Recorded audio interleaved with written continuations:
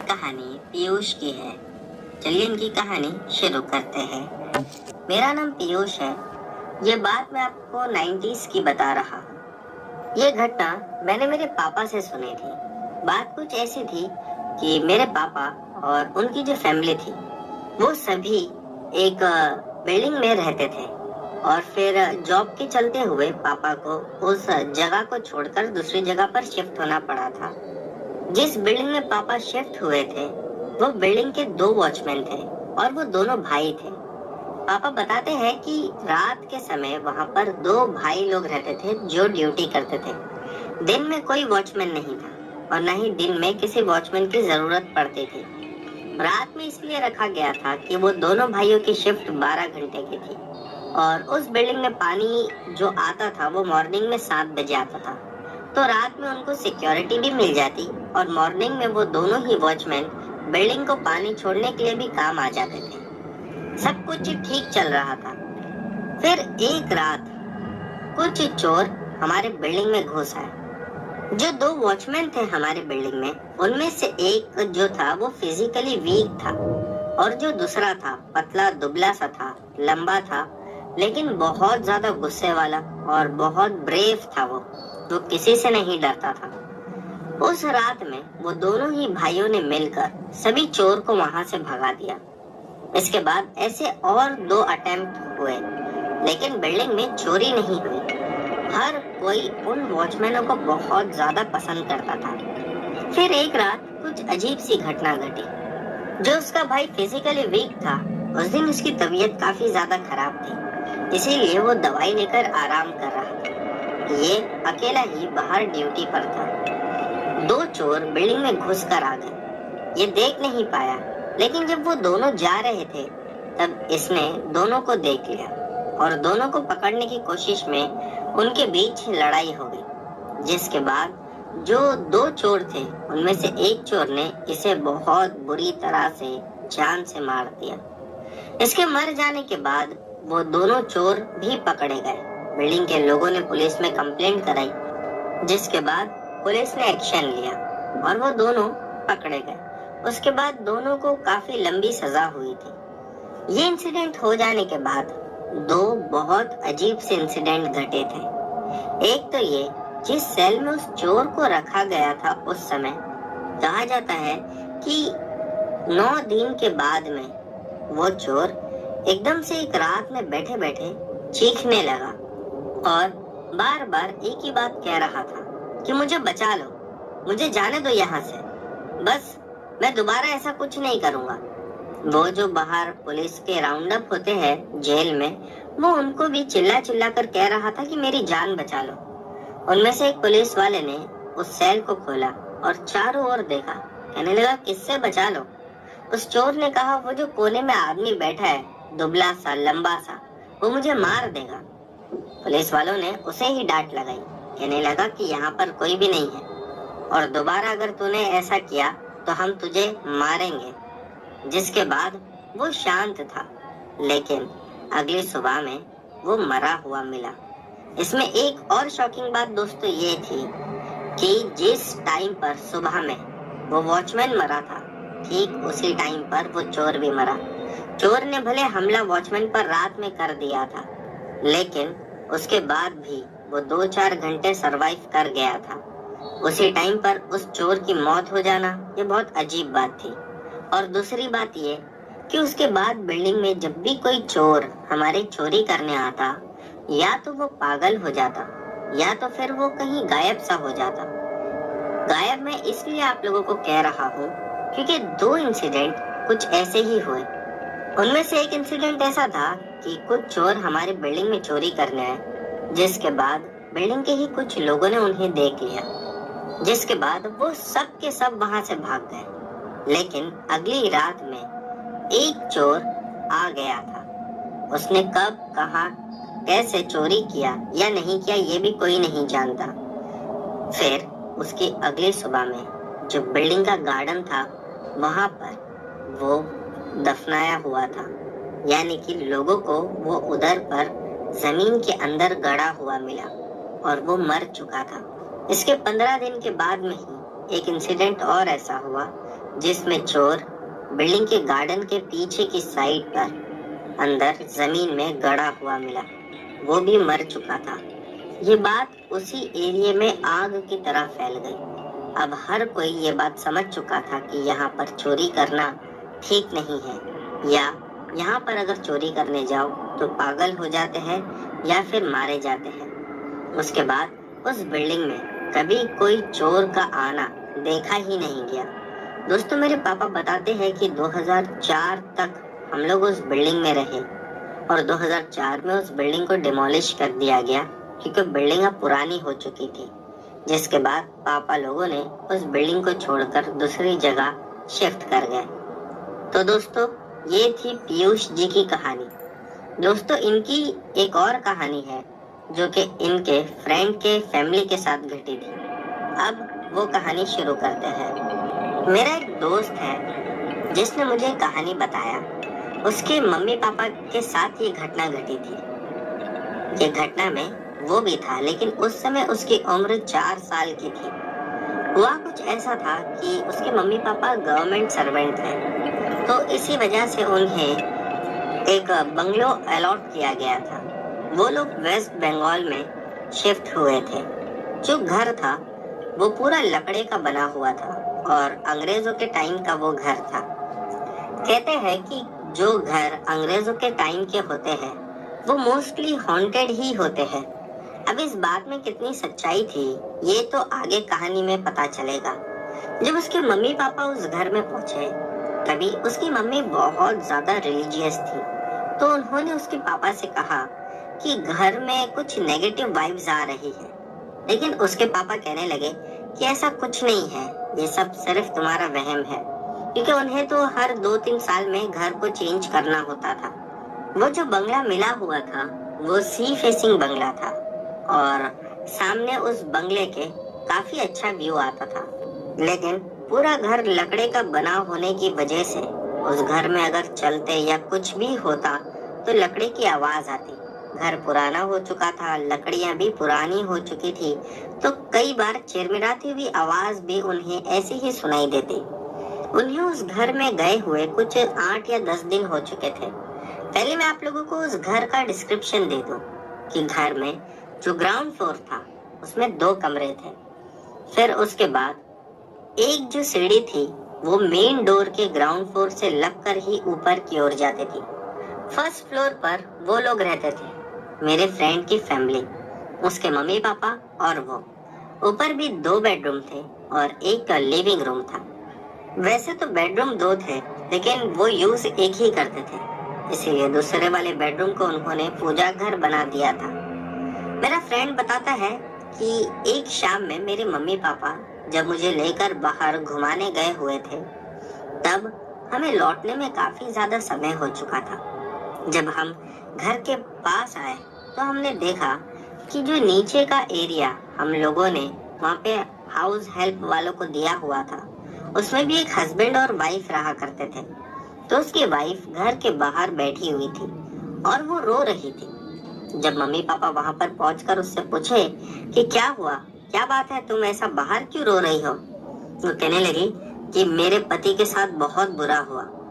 Mummy papa ने कहा कि कहाँ है तुम्हारा पति? उसने कहा कि अंदर है। जब अंदर जाकर उसके पति को मम्मी पापा ने देखा तो उनके होश उड़ गए। उसके शरीर में छोटी छोटी कांच धसी हुई थी। मम्मी ने कहा कि ये कैसे, क्या हुआ, ये गिर गया या इसके ऊपर कांच गिरी? वो कहने लगी कि ये शीशा साफ कर रहा था, फिर एकदम से शीशा टूटा और कांच के सब टुकड़े इसके शरीर में घुस गए। जितने मुझसे निकल सकते थे मैंने निकाली और उसके बाद अब वो मुझसे नहीं निकल रहे हैं। मम्मी और पापा दोनों ही उसको चिल्लाने लगे कि इतनी देर से तू इसे ऐसे ही लेकर बैठी है, ये तो मर जाएगा। फिर जल्दी जल्दी उसे उठाया और उसे हॉस्पिटल में शिफ्ट कर दिया गया। जब उसे हॉस्पिटल में शिफ्ट कर दिया गया तो रास्ते में लौटते समय उस औरत ने मम्मी पापा से कहा कि आप लोगों को नहीं लगता कि ये घर में आत्मा है या भूत प्रेत है? तो मेरे फ्रेंड के मम्मी पापा ने कहा कि हमें तो ऐसा नहीं लग रहा है, लेकिन उसकी मम्मी के बोलने का तरीका कुछ अलग था क्योंकि उन्हें भी वहाँ पर नेगेटिव एनर्जीज महसूस होती थी। फिर उसने बताया कि रात के समय जो उन लोगों का पेट डॉग था जिसे घर के बाहर बांधते थे, वो जोरों से चिल्लाने लग जाता है। कई बार वो बहुत ज्यादा अजीब बिहेव करने लगता है, जिसे देखकर डर सा लगने लगता है। मेरे दोस्त के मम्मी पापा ने दोबारा उससे कहा कि अगर आपको नहीं जमता है तो आप ये जॉब छोड़कर जा सकती हो। रात में वो सभी लोग सोने चले गए। जैसे ही सुबह हुई तब उसने कहा कि मुझे अब यहाँ पर नहीं रुकना है, मुझे मेरी जान का खतरा है। तभी वो एकदम अजीब सा मुंह बनाकर रोने भी लगी। ऐसा लग रहा था कि उसके साथ कुछ बहुत ज्यादा दुर्घटना घटी हो। जिसके बाद मेरे फ्रेंड के मम्मी पापा ने उससे फिर कहा कि क्या हुआ है, तुम हमें साफ साफ बताओ। वो कहने लगी कि रात में मुझे कुछ आवाजें सुनाई देने लगी। वो आवाजें घर के अंदर से ही आ रही थी और वो आवाजें बहुत ज्यादा गुस्से में लग रही थी। तो कह रही थी कि अगर यहाँ से नहीं गई तो तेरे आदमी को जान से मार देंगे। मम्मी को ये बात सुनकर काफी अजीब लगा। उन्होंने कहा कि अगर ऐसी बात है तो तुम चले जाओ। और वो रात वो पापा से जिद कर कहने लगे कि आज हम सब नीचे सोएंगे। हम भी देखते हैं कि ये बात में कितनी सच्चाई है। जब रात में वो लोग नीचे सोए तो उन्हें भी कुछ आवाजें सुनाई दी। मेरा जो फ्रेंड था उसकी एज उस समय 4-5 साल की थी। जब वो रात में सोया हुआ था तभी एकदम से एक कांच की बोतल उन लोगों के घर में जो थी वो उसके सर के पास आकर फूट गई और वो कांच का एक टुकड़ा उसके सर में भी चुभ गया था। आज भी उसके सर में वो निशान है। जिसके बाद वो लोगों को सारी चीज समझ में आ गई। वो जल्दी से उठे, मेरे फ्रेंड को उठाया और ऊपर के घर में चले गए। अब उनको समझ में आ रहा था कि ऊपर क्यों भूत प्रेत और ये सारी चीजें नहीं दिखाई देती है, क्योंकि ऊपर के फ्लोर पर पूजा घर भी था। शायद उसी की वजह से भूत प्रेतों की हिम्मत नहीं होती होगी कि वो ऊपर के घर में घूमे। फिर जो मेरे फ्रेंड के पापा थे उन्होंने वहां पर ही एक लेटर डाल दिया कि हमें अब दूसरा घर चाहिए, ये घर में हम नहीं एडजस्ट कर पाएंगे। और अगले 3 दिन के अंदर ही वो लोग उस घर को शिफ्ट करके दूसरी जगह चले गए। तो दोस्तों, ये थी पीयूष जी की कहानियाँ। अब बढ़ते हैं हमारी अगली कहानी की ओर। दोस्तों, हमारी अगली कहानी अक्षत की है। चलिए इनकी कहानी शुरू करते हैं। मेरा नाम अक्षत है। ये बात 2019 की है। नवंबर के एंड में जब मेरा कानपुर का जॉब छूट गया था तब मैं मुंबई आकर रहने लगा और वहाँ पर जॉब के लिए कई सारी जगह पर मैंने अप्लाई किया, लेकिन जॉब मुझे मिल ही नहीं रहा था। मैं अपने एक दोस्त के घर पे आके रहने लगा था। फिर मैंने अपने दोस्त से कहा, उसने कहा ठीक है, मैं अपनी कंपनी में बात करता हूँ, अगर तेरी किस्मत अच्छी रही तो तुझे जॉब मिल जाएगा। मैं ये सुनकर काफी खुश था। मैंने उससे कहा कि ठीक है, तू बात कर ले। लकीली उसने अपनी कंपनी में बात किया और अगले 6 दिन के अंदर ही मुझे ऑफर लेटर आ गया था। मैं जॉब पर जाना शुरू कर दिया, लेकिन कुछ ही दिन में मुझे इतना समझ में आ गया था कि हम दोनों एक ही रूम में शायद बराबर एडजस्ट नहीं कर पा रहे थे। इसी वजह से मैंने खुद का एक दूसरा अपार्टमेंट लेने का सोचा। जब मैंने बात किया तो मुझे काफी दूर एक अपार्टमेंट मिला, लेकिन मैं खुश था कि अभी दोनों को अपनी स्पेस मिलेगी। और फिर जब मैं उस अपार्टमेंट को देखने गया, मुझे वो अच्छा तो बहुत लगा, लेकिन एक बात उसकी बहुत अजीब ये थी कि आसपास वहाँ ज्यादा लोग नहीं रहते थे। और दोस्तों, पहले मैं आप लोगों को मेरी लोकेलिटी समझा दूं कि जहाँ पर मेरा घर था उसी के सामने से एक रोड गुजरता था, लेकिन वहाँ पर कोई भी रिक्शा या सवारी नहीं आती थी। वहाँ एक स्ट्रीट लैंप का भी पोल था जो कि रात में जलता था, लेकिन उसका जो उजाला था वो ज्यादा दूर तक नहीं जाता था। और जैसा कि हम लोग नॉर्मली रोड पर देखते हैं कि हर स्ट्रीट लाइट का जो पोल होता है थोड़ी थोड़ी दूरी पर लगा होता है, लेकिन वहाँ से काफी ज्यादा दूरी पर दूसरा स्ट्रीट लाइट का पोल था। और मेरे घर से थोड़ी ही आगे एक और रोड था जो कि उसको इंटरसेक्ट करता था, यानी कि चौरस्ता आप लोग उसे कह सकते हो। और मेरा जो घर था उसके सामने वाली साइड पर एक गार्डन भी था, लेकिन जैसा मैंने आप लोगों को बताया कि वहाँ पर लोग ही ज्यादा नहीं रहते थे इसी वजह से उस गार्डन में भी मैंने कभी लोगों को बैठते हुए नहीं देखा था। एक शाम की बात है कि ऑफिस से छुटने के बाद मेरे कलीग ने अपने घर पर पार्टी रखी हुई थी। उसने कहा कि तू भी चल साथ में। मैंने उसे मना भी किया, लेकिन वो जिद करने लगा।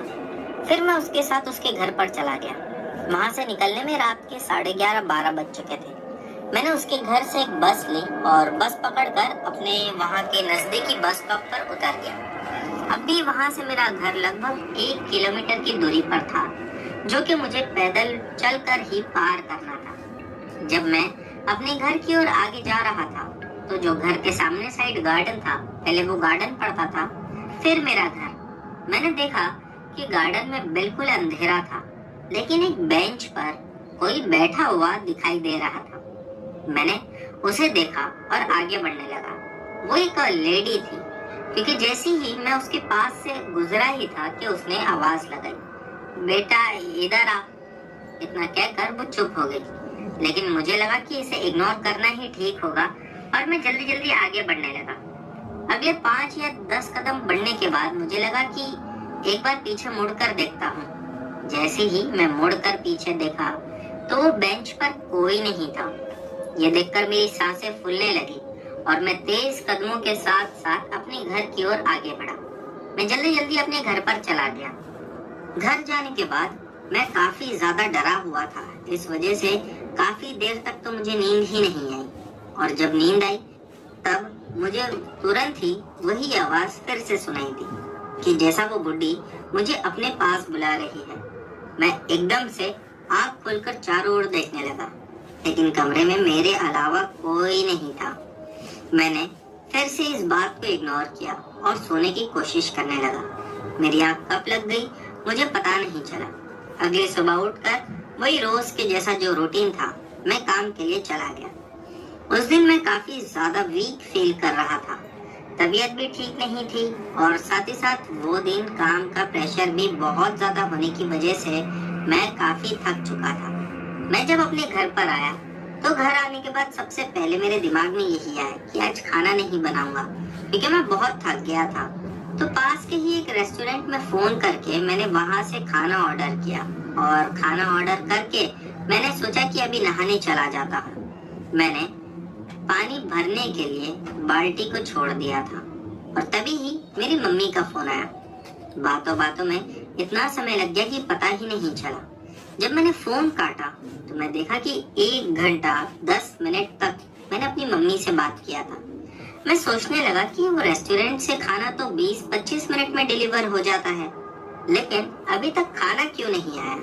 यही सोचकर मैंने रेस्टोरेंट में दोबारा कॉल किया तो उन लोगों ने कहा कि आपका ऑर्डर तो कब से निकल चुका है, अभी बस पहुंचता ही होगा। मैं ये सोचकर वहीं पर बैठा और जैसे ही मैंने अपने कपड़े लिए नहाने जाने के लिए, तभी ही डोरबेल बजी। मैंने दरवाजा खोला तो सामने देखा कि एक आदमी जिसके सर में से खून जा रहा था। मैं उसे देखकर समझ गया था कि ये डिलीवरी बॉय है। मैंने कहा कि आप यहाँ पर अभी इतना लेट। वो कहने लगा कि सॉरी सर, ऑर्डर लाने में लेट हो गया है। फिर मैंने उससे कहा तो कहाँ है मेरा ऑर्डर। वो कहने लगा कि मैं गाड़ी में ही शायद आपका ऑर्डर भूल गया, मैं लेकर आता हूँ बाइक से। वो नीचे उतर गया। जब वो नीचे उतरा तब दोबारा मुझे रेस्टोरेंट से कॉल आया और वो लोग कहने लगे कि सर सॉरी टू से यू, जो आदमी या जो वर्कर आपका खाना लेकर गया था उसका एक्सीडेंट हो गया है और ऑन द स्पॉट उसकी मौत हो गई है। हम लोग आपको दोबारा से खाना भिजाते हैं। ये सुनकर मैं दंग रह गया कि अभी तो मैंने उस आदमी को या उस लड़के को देखा था। और फिर मैं जल्दी से कपड़े छोड़कर नीचे भागा। नीचे जाकर देखा तो नीचे कोई नहीं। मैंने वॉचमैन से पूछा। वॉचमैन ने कहा कि नहीं, ऐसा तो कोई अभी यहाँ से गया ही नहीं था।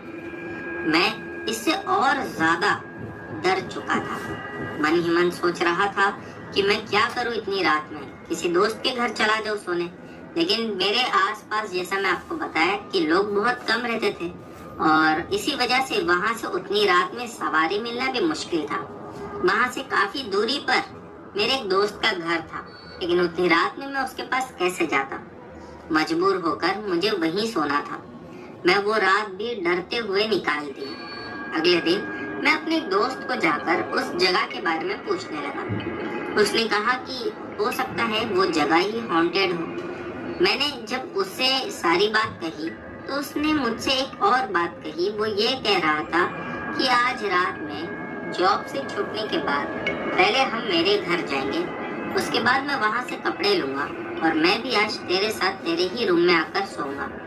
उसे हॉरर मूवीज देखने का भी काफी ज्यादा शौक था और पैरानॉर्मल चीजों में उसका कुछ ज्यादा ही इंटरेस्ट था। वो भी जब रात में मेरे साथ आकर सोया तो वो कहने लगा कि मुझे बहुत ज्यादा कॉम्पैक्ट फीलिंग आ रही है, डर सा लग रहा है, लेकिन अभी तक कुछ समझ नहीं आ रहा है कि ये सब क्यों है। शायद आसपास लोग काफी कम हैं, इस वजह से डर लग रहा है। बात करते करते उसने अपने सिगरेट के पैकेट से एक सिगरेट निकाली और खिड़की के पास जाकर खिड़की को खोलकर सिगरेट पीना शुरू किया। तभी उसने देखा कि जो मेरे घर के सामने स्ट्रीट लैंप का पोल था उसके नीचे एक बूढ़ी औरत दिखाई दी जिसने कंबल ओढ़ कर रखी हुई थी। वो ये देखकर मुझे कहने लगा कि देख, तुझे वही तो बूढ़ी नहीं दिखी थी। मुझे लगा कि वो मजाक कर रहा है तो मैं हंसने लगा। वो कहने लगा कि इधर आ जल्दी। मैं उसके पास गया तो मैंने देखा कि वहाँ पर एक बूढ़ी थी और वो हम लोगों को ही वहाँ से बैठ के घूर के देख रही थी। उसके बाद वो धीरे से उठी और वहाँ से आगे बढ़ने लगी। जैसा कि मैंने आप लोगों को कहानी के शुरू में ही बताया था कि वहाँ से दूसरा जो स्ट्रीट लाइट का पोल था वो काफी दूर था। वो अंधेरे में जाते जाते एकदम से गायब हो गई और फिर वो हम लोगों को कहीं नजर नहीं आई। ये देखकर मेरा दोस्त भी काफी ज्यादा डर गया। उसने मुझसे तुरंत ही कहा, यार अक्षर, ये घर हॉन्टेड है या नहीं ये नहीं पता, लेकिन हाँ, यहाँ आस पास बहुत सारी भूत प्रेत आत्माएं रहती हैं। मुझे नहीं लगता कि तुझे यहाँ पर आगे रहना चाहिए या इस घर को ही आगे कंटिन्यू करना चाहिए। अगले सुबह हम जॉब के लिए चले गए। अब मुझे तो रात में अपने घर पर ही आना था। मैं डरते डरते अपने घर पर आया। मेरे घर से 200-300 मीटर की दूरी पर पहले ही एक किराने की शॉप थी, तो मुझे वहां से कुछ सामान लेना था। मैं उस आदमी के पास से जाकर सामान लेते हुए उससे बातचीत करने लगा और उससे उस घर के बारे में पूछने लगा। उसने कहा कि वहाँ ऐसा तो कुछ नहीं है, लेकिन हाँ, मैं आपको एक बात ये बताना चाहूंगा कि जो गार्डन है, कहते हैं कि बहुत साल पहले उस गार्डन की जगह पर एक टूटा फूटा सा खंडर था और वो खंडर की कहानी कुछ लोग ऐसी बताते हैं कि उसमें कुछ फैमिली के लोग रहते थे, 4 या 5 लोग थे। फिर एक दिन सबकी अचानक एक रहस्यमय तरीके से मौत हो गई। वो कैसे मरे ये कोई नहीं जानता, जिसके बाद लोगों को वहाँ पर भूत प्रेत के होने का एहसास होने लगा। फिर उसके कुछ साल के बाद उस घर को पूरी तरह से डिमोलिश कर दिया गया और वहाँ पर गार्डन बना दिया गया। उसके बाद मैंने उससे वो आदमी की कहानी पूछी जो मेरे घर पर आया हुआ था, कि ऐसा कैसा हो सकता है कि किसी की आत्मा मेरे घर पर खाना देने आई हो। यह सुनकर पहले तो वो हंस पड़ा, लेकिन जब मैंने उसे बहुत गुस्से में देखा तब उसने कहा कि यहाँ आत्माएं बहुत ज्यादा है, ये बात में कोई झूठाई नहीं है। हो सकता है जिसका एक्सीडेंट हुआ हो उसकी आत्मा भी भटकते हुए आपके पास आ गई हो। मुझे ये इसका जवाब कुछ ठीक नहीं लगा, लेकिन जैसा कि मैंने अपना मन बना ही लिया था कि उस घर को छोड़ना है, तो अगले 2-3 दिन के अंदर ही मैंने सारी शिफ्टिंग के लिए जो जो सामान चाहिए था वो सब पैक किया और उस घर को छोड़कर निकल गया। उसके बाद मैं दोबारा वहाँ कभी नहीं गया।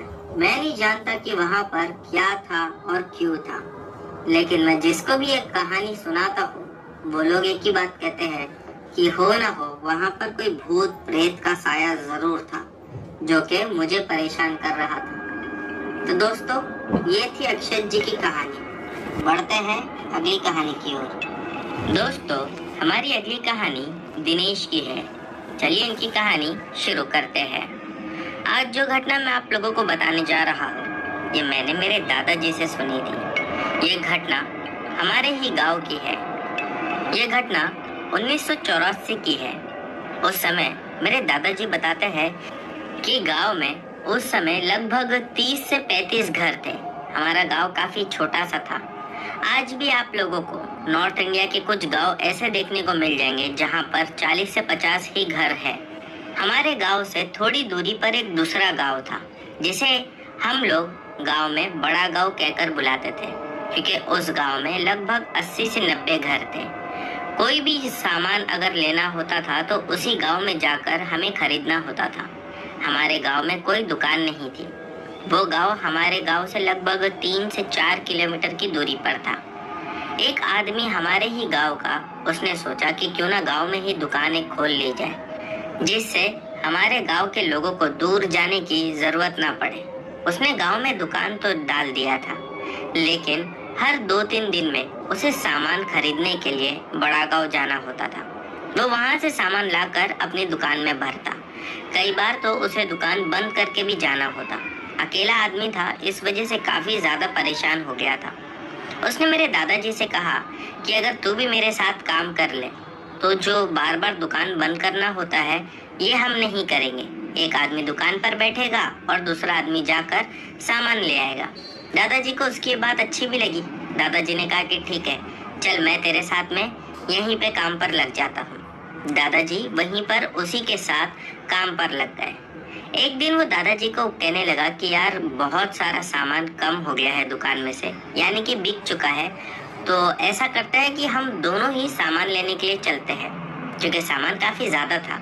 दोनों के पास साइकिल थे, तो दोनों ही दुकान बंद करके बड़ा गांव चले गए। शाम के कुछ 5 बजे के आसपास ये लोग गांव के लिए निकल पड़े थे और एज यूजुअल सामान लेकर 7 या 8 बजे तक मैक्सिमम आ ही जाते थे। लेकिन उस दिन इन्हें आने में कुछ ज्यादा ही देरी हो गई। बात कुछ ऐसी थी कि जब ये लोग बड़ा गांव पहुंचे तब पता चला कि जो दुकान वाला वहां पर था उसके घर में किसी की शादी थी। तो उसने उन लोगों से कहा कि आप लोग भी पहले ज्वाइन हो जाओ, शादी अटेंड कर लो, फिर मैं आप लोगों को सामान देता हूँ और आप लोग लेकर चले जाना। दादाजी ने मना भी किया था कि बहुत समय लग जाएगा, लेकिन उसके जिद करने की वजह से दोनों को वहीं पर रुकना पड़ा।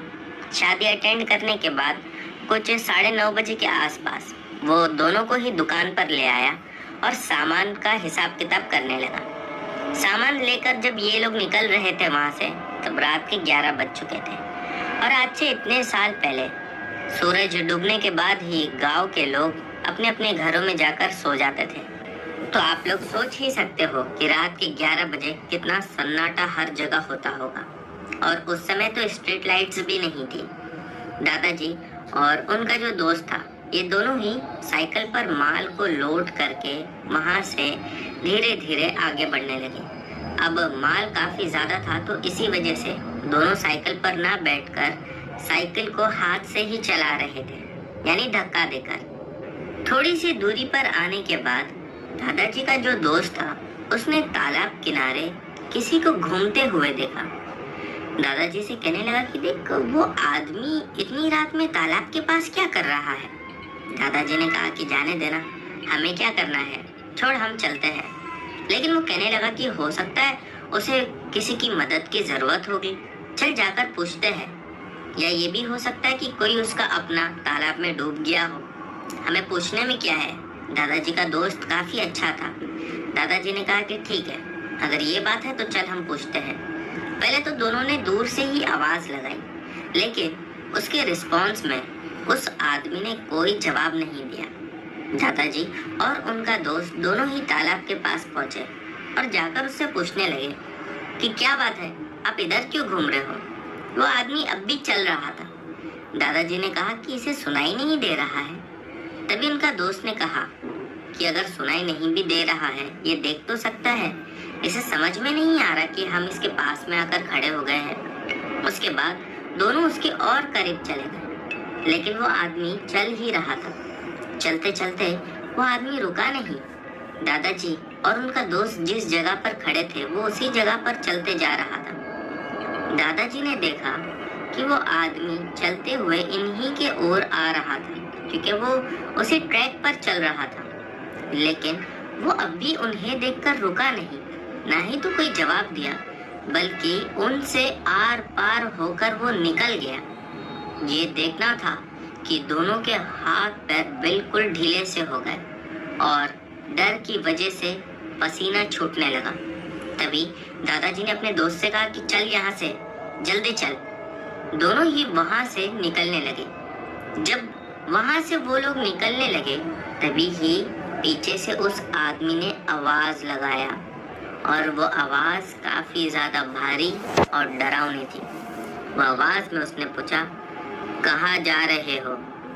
इतना कहना था कि दादाजी और उनका दोस्त एकदम से रुके और पीछे मुड़कर देखा तो अब उस आदमी का टहलना या चलना बंद हो चुका था और वो आदमी खड़े होकर घूर रहा था यही दोनों को।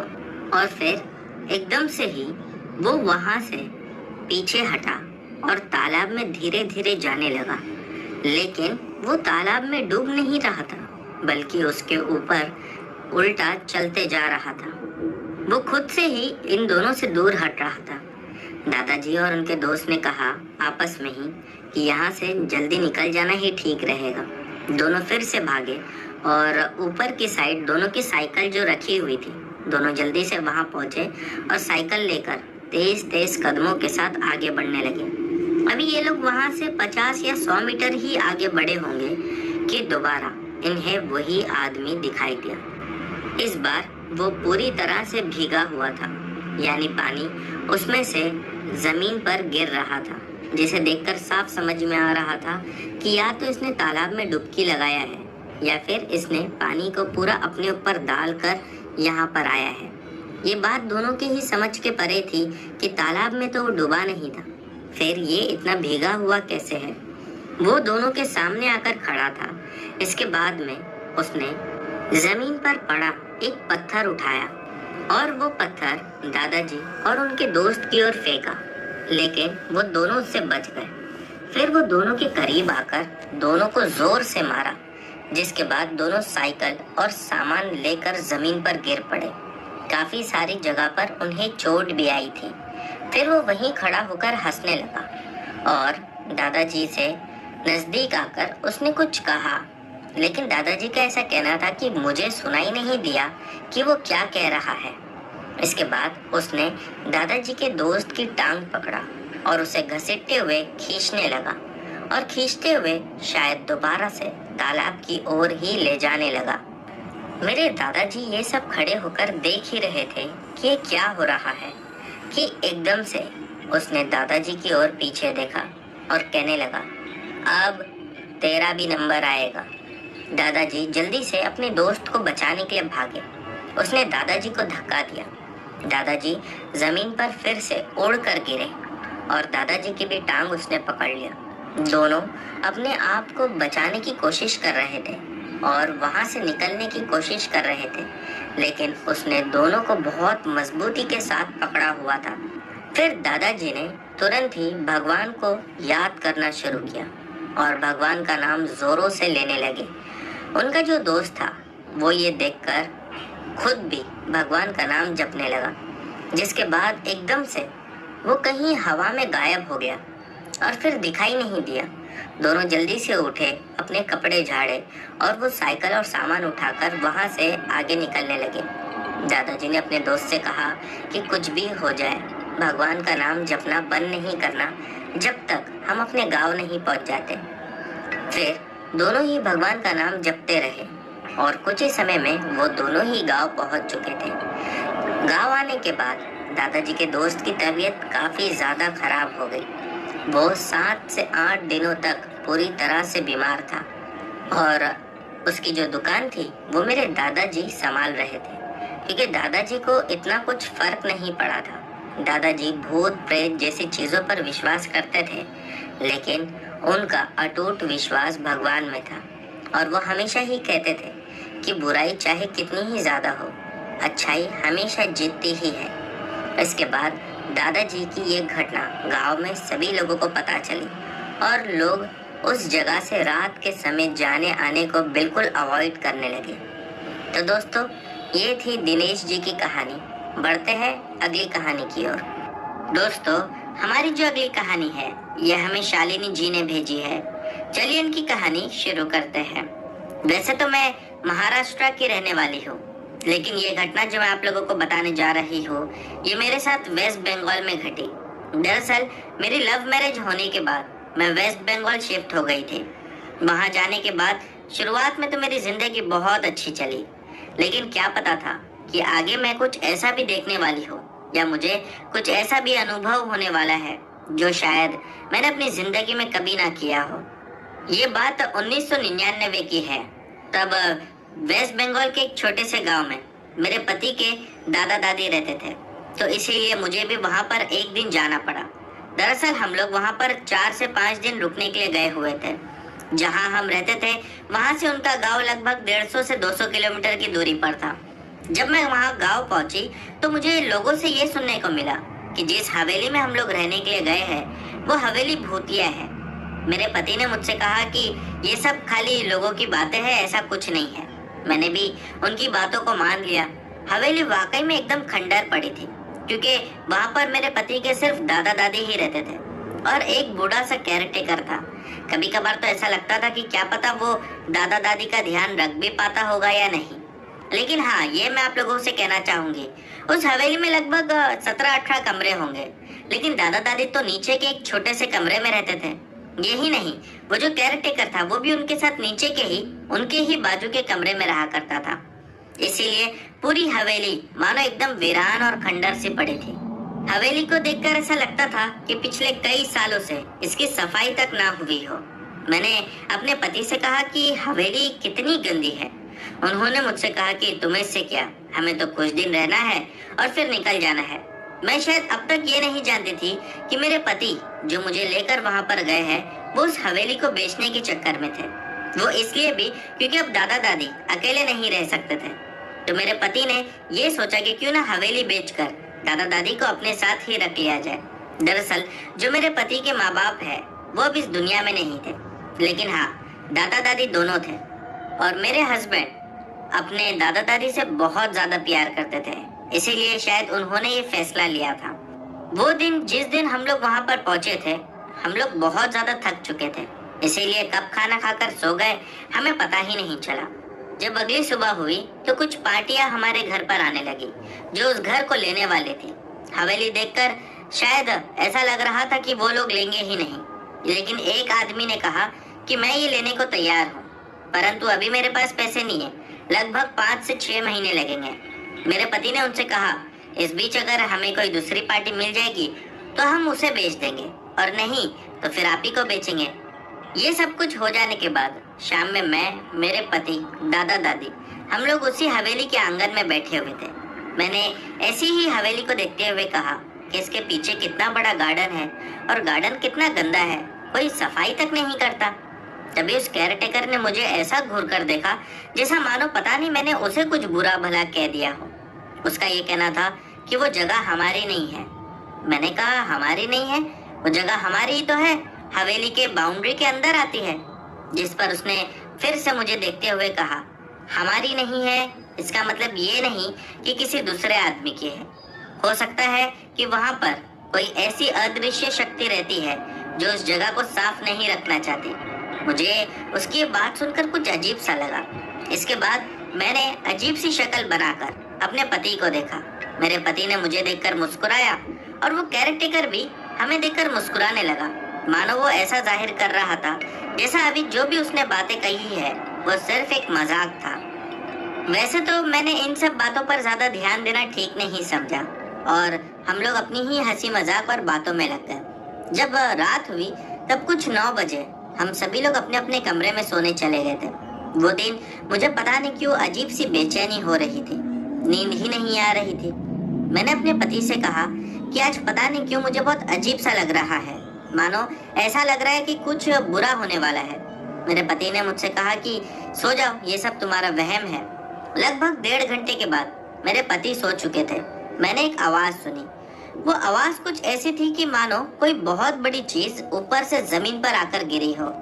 उसी वक्त मुझे ऐसा लगा कि एक कुर्सी जो ऊपर रखी हुई थी, हो सकता है कि वही कुर्सी ऊपर से नीचे जमीन पर गिर गई होगी। मैं तुरंत दरवाजा खोलकर जब बाहर आई तब मैंने देखा कि एक बड़ी सी कुर्सी हवा में उड़ रही थी, मानो कोई उसे हवा में ही पकड़ कर रखा था। और मेरे देखते साथ वो कुर्सी एक जोर की आवाज करते हुए नीचे जमीन पर गिरी। मैंने ये देखा और मेरी चीख निकल गई। मेरी आवाज सुनते ही मेरे पति, जो कि अंदर सो रहे थे, वो दौड़ते हुए मेरी ओर आए। कहने लगे, क्या बात हुई? मैंने उन्हें सारी बात बताई। उनका ऐसा कहना था कि अरे ये सब तुम्हारा वहम होगा, तुम नींद में हो। जबकि मैं तो सोई नहीं थी, तो मैं नींद में कहां से हो सकती थी। मैंने कई बार उनको समझाने की कोशिश की, पर वो नहीं माने। अगली सुबह में दादा और दादी, वो दोनों ही मुझसे आकर कहने लगे कि पिछली रात में तुमने क्यों चिल्लाया था। शायद मुझे लगता है कि उन्हें इस सब के बारे में पहले से पता था, या वो लोग जान चुके थे। मैंने दादी जी को पूरी बातें बताई।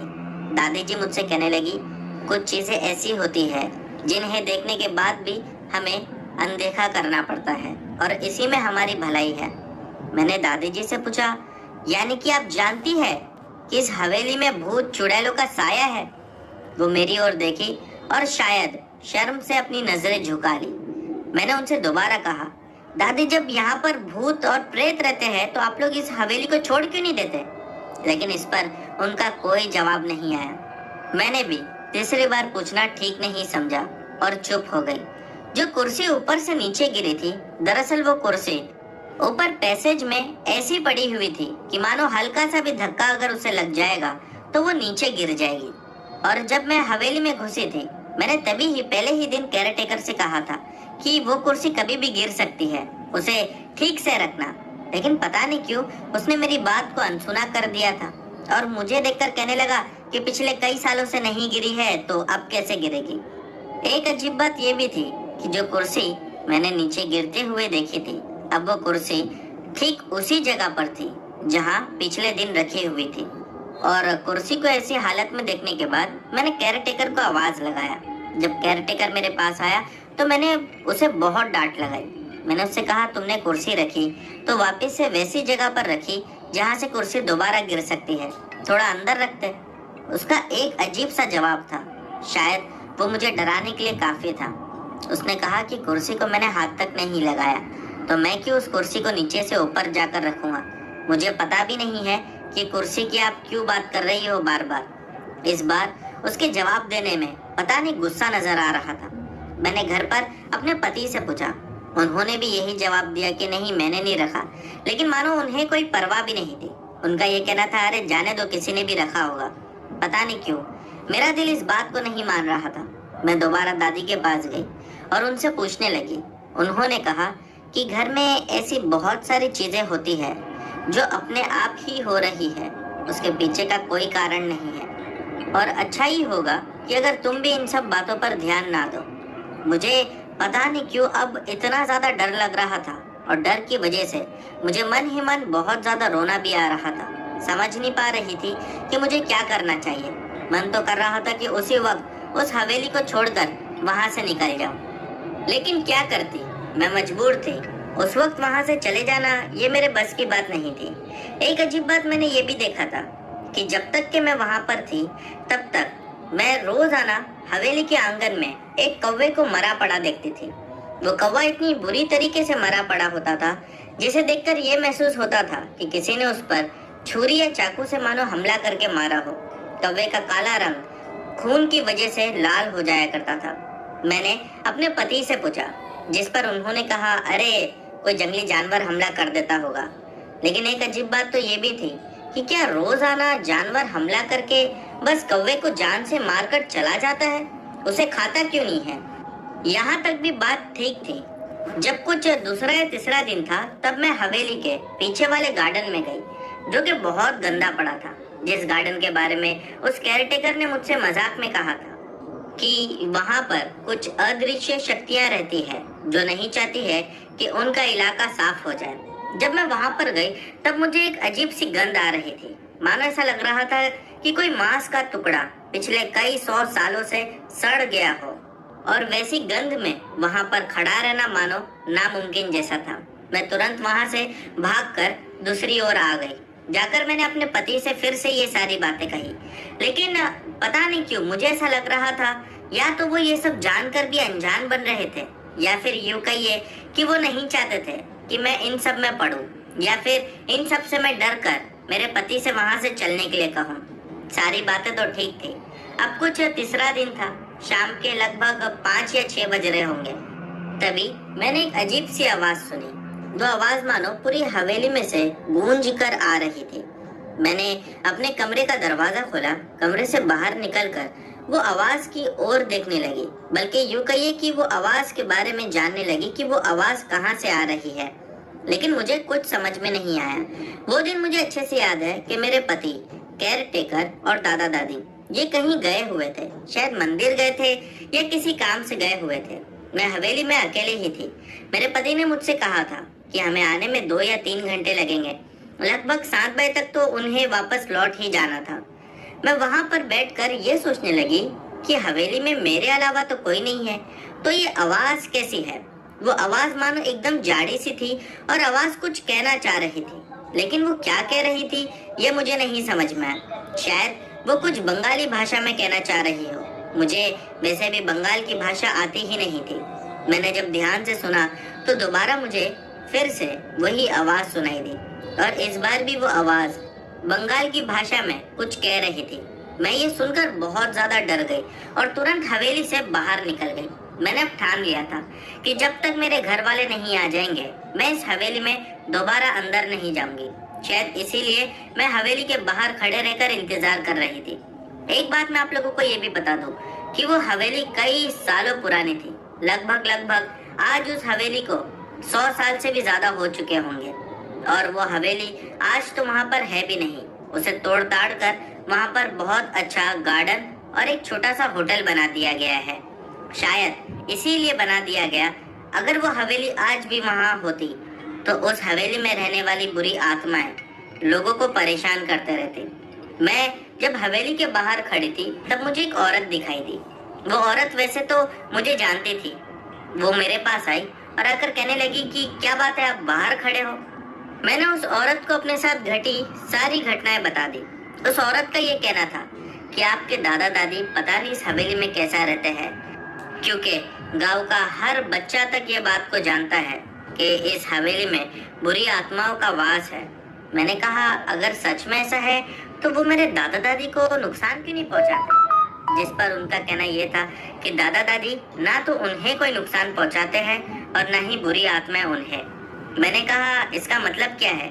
जिस पर उस औरत ने कहा कि दादा दादी जानते सब कुछ है कि बुरी आत्माएं इनकी हवेली में रहती है, लेकिन कभी भी दादा दादी ने उन बुरी आत्माओं के बीच में जाने का नहीं सोचा, जैसा कि तुम कर रही हो। मैंने कहा कि मैंने क्या किया। जिस पर उस औरत ने कहा मैं सब जानती हूँ। जैसा कि आपके हवेली के आंगन में जो मरे हुए कौवे मिलते हैं, आप उसके बारे में जानने की कोशिश करते हो। रात में आवाजें आती है तो आप अपना कमरा खोल के बाहर निकल जाते हो। उस औरत का ये सब कहना था कि मैं दंग रह गई। ये सब तो मेरे घर की बातें थी, फिर बाहर की किसी औरत को कैसे पता चले। अब मैं इंतजार करने लगी मेरे घर वालों के आने का। जब मेरे घर वाले आए तो मैंने उन लोगों को सारी बातें बताई। उन लोगों ने कहा कि ये तो नामुमकिन है। मेरे पति मानने को तैयार नहीं थे, लेकिन हाँ, जो दादी जी थी उन्होंने मेरी बात को मान लिया, जो मुझे अपने कमरे में लेकर गए। उनका कहना यह था कि जो औरत तुम्हें मिली थी वो खुद एक आत्मा थी। मैं ये सुनकर दंग रह गई और डर के मारे कांपने लगी। मैंने उनसे कहा दादी जी आप ये क्या कह रही हो। जिस पर उन्होंने कहा कि हाँ तुम बिल्कुल ठीक सुन रही हो, वो एक आत्मा थी, इसीलिए वो तुम्हें ये संदेश देना चाहती थी घर में जो कुछ भी हो रहा है बिल्कुल शांत रहो। बस फिर क्या था, जब दादी जी से मैंने ये बात सुन ली तो मैं उसी वक्त अपने पति से जिद करने लगी कि मुझे अभी के अभी अपने घर जाना है।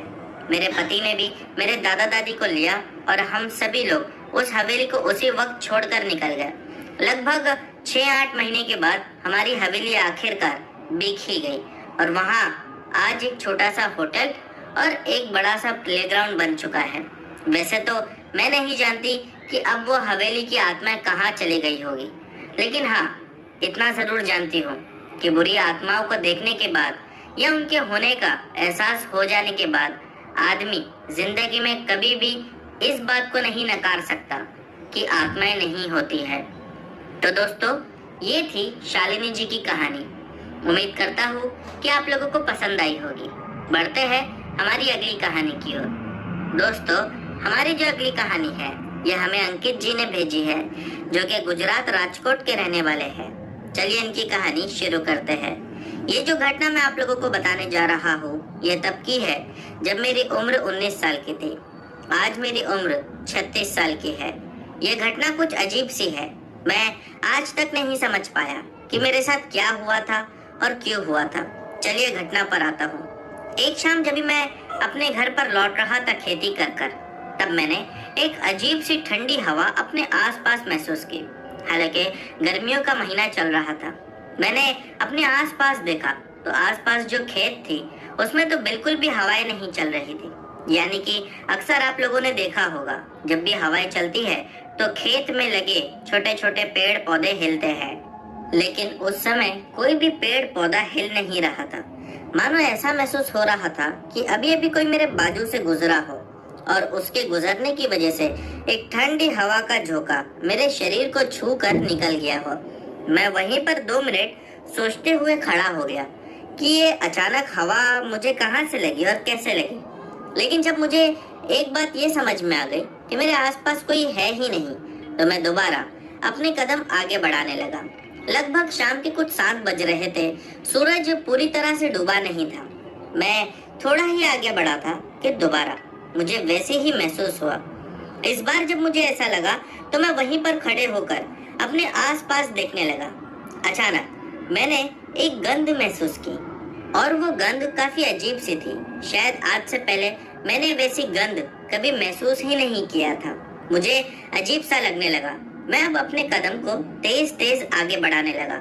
लगभग 20-25 कदम ही आगे बढ़ा रहूंगा कि मुझे ऐसा लगा मानो कि कोई मेरे पीछे चलता हुआ मेरी ओर आ रहा है, और अगर मैं उसके रास्ते से नहीं हटा तो शायद वो मुझे ठोक देगा। मुझे ऐसा लगने लगा कि कोई बहुत भारी सी चीज मेरी ओर आ रही है। मैं बिना पीछे पलटे ही रास्ते से हटकर खेत में नीचे उतर गया, और जब पीछे पलट कर देखा तो एक अजीब सी हवा का झोंका फिर से ऐसा आया कि मानो कोई तेजी से यहाँ से गुजरा हो। मेरी उम्र 19 साल की थी, शायद इसीलिए मैं बहुत ज्यादा उस वक्त डरपोक भी था, और मैं इसी डर की वजह से दोबारा उस रास्ते पर चढ़ा ही नहीं, बल्कि खेत के बीचों बीच से अपने घर की ओर जाने लगा।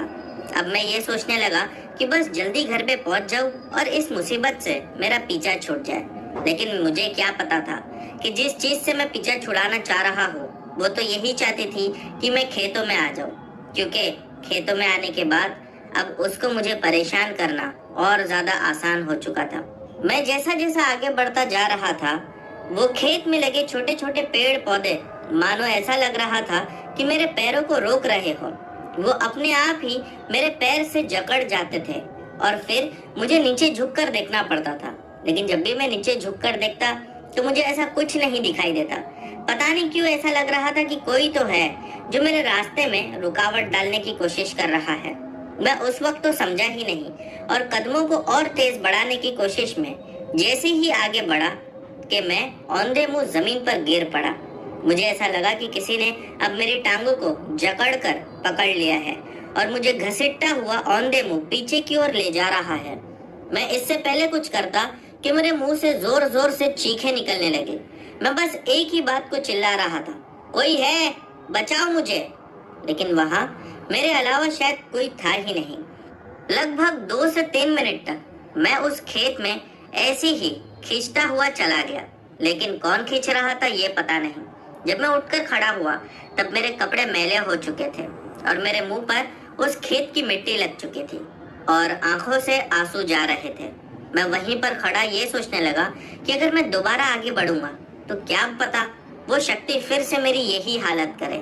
इसीलिए मैं वहीं खड़े होकर ऊपर वाले का नाम ले ही रहा था कि अचानक मेरे ही गांव के 2 आदमी मुझे जाते हुए दिखे। मैंने उन्हें जोर से आवाज लगाया। उन लोगों ने मुझे पहली ही आवाज में सुन लिया और मेरी ओर भागते हुए आए, और जब उन्होंने मुझे रोते हुए देखा तो मुझसे पूछने लगे कि क्या बात है, क्या हुआ। मैंने उन्हें सारी बात बताई। उन लोगों ने मेरी बात सुनी और उसके बाद मुझे अपने साथ ले जाकर अपने घर पर छोड़ दिया। कहने लगे कि अब जब तक कोई पूजा पाठ नहीं हो जाती तुम्हारे नाम की, तब तक घर से मत निकलना। बस फिर क्या था, मेरे पापा तो वहां थे ही। मेरे पापा ने तुरंत ही पूजा पाठ करवाई और उसके बाद कहने लगे कि अब ये धागा हाथ पर बांध लो। हो सकता है कि सच में कोई बुरी शक्ति हो जो तुम्हें परेशान करने की कोशिश कर रही हो। और जब से मैंने वो धागा बांधा उसके बाद से कभी भी कोई बुरी शक्ति मैंने अपने आसपास महसूस तक नहीं की। क्या पता उसमें कितनी सच्चाई थी, लेकिन हाँ, एक बात तो मैं उस दिन ये समझ गया, बुरी शक्तियाँ कितनी भी शक्तिशाली हों, लेकिन ऊपर वाले की शक्ति के सामने कोई भी बुरी शक्ति कुछ नहीं कर सकती। तो दोस्तों, ये थी हमारी आज की आखिरी कहानी। उम्मीद करता हूँ कि आप लोगों